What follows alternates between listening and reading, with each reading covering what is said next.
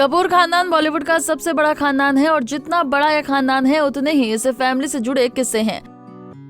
राज कपूर ने सिर्फ अपने ही बच्चों को स्टार नहीं बनाया बल्कि बहुत से फ्रेश चेहरों को भी अपनी फिल्मों में दिखाकर सुपरस्टार बना दिया। शोमैन की जिंदगी में कई एक्ट्रेसेस भी आई। नरगिस के साथ उनके प्यार के चर्चे तो आम थे, लेकिन अफेयर्स के किस्से और भी कई एक्ट्रेस के साथ रहे। उन्हीं में से एक नाम है वैजयंती माला का। वैजयंती अपने जमाने की बेहद खूबसूरत एक्ट्रेसेस रही हैं। 13 साल की उम्र में ही उन्होंने तमिल इंडस्ट्री में एंट्री कर ली थी और वो पहली साउथ एक्ट्रेस थी जो नेशनल स्टार बनी और नेशनल स्टार बनाने का काम किया था राज कपूर ने। दोनों की जोड़ी खूब फेमस हुई। दोनों के अफेयर के किस्से भी सामने आए, लेकिन इसी बीच कुछ ऐसा भी हो गया कि वैजयंती माला के चलते पूरा कपूर खानदान हिल गया। चलिए इस पैकेज में आपको कपूर खानदान से जुड़ा एक किस्सा और वैजयंती माला के बारे में बताते हैं। चेन्नई में एक तमिल ब्राह्मण परिवार में जन्मी वैजयंती एक्ट्रेस के साथ साथ क्लासिकल डांसर भी है। महज 7 साल की उम्र में वैजयंती माला ने वेटिकन सिटी में डांस परफॉर्मेंस दी थी। जयंती की माँ भी एक फेमस तमिल एक्ट्रेस थी और एक्टिंग का गुण उन्हें माँ से ही मिला।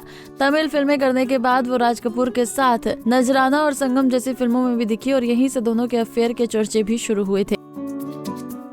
वैसे तो राज कपूर नरगिस के प्यार में पागल थे और शादी करना चाहते थे, लेकिन नरगिस की माँ ने कहा कि आज उनकी पत्नी को नहीं छेड़ेगा और तुम हमेशा दूसरी औरत कहलाओगी। तब नरगिस ने अपने पैर पीछे खींचे थे।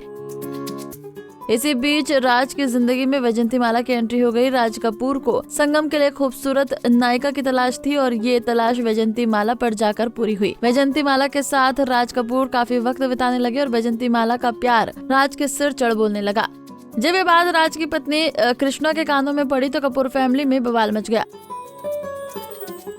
कहा जाता है कि कृष्णा को भरोसा था कि नरगिस उनका घर नहीं तोड़ेगी, लेकिन जब संगम के सेट पर वो वैजयंती माला से मिली तो समझ गई कि वो उनके पति से क्या चाहती है। बेहद युवा और सुंदर वैजयंती माला की रोज कोशिश होती थी कि राज उनके साथ देर तक रहे। जब एक दिन राज घर नहीं आए तो कृष्णा को इस बात की जानकारी हुई कि वो वैजयंती माला के साथ थे। रात कृष्णा ने एक फैसला लिया कि वो घर छोड़ देंगी। अपना सारा सामान पैक कर बच्चों के साथ उन्हें वो सीधा होटल नटराज रुकी।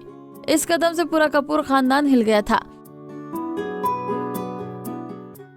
ये बात ऋषि कपूर ने अपनी बायोग्राफी में कही थी कि जब होटल रहने की बात राज साहब को पता चली तो वो अपनी पत्नी को मनाने होटल आए, लेकिन कृष्णा नहीं मानी। वहीं दूसरी तरफ वैजयंती राज कपूर पर शादी का दबाव डालने लगी थी।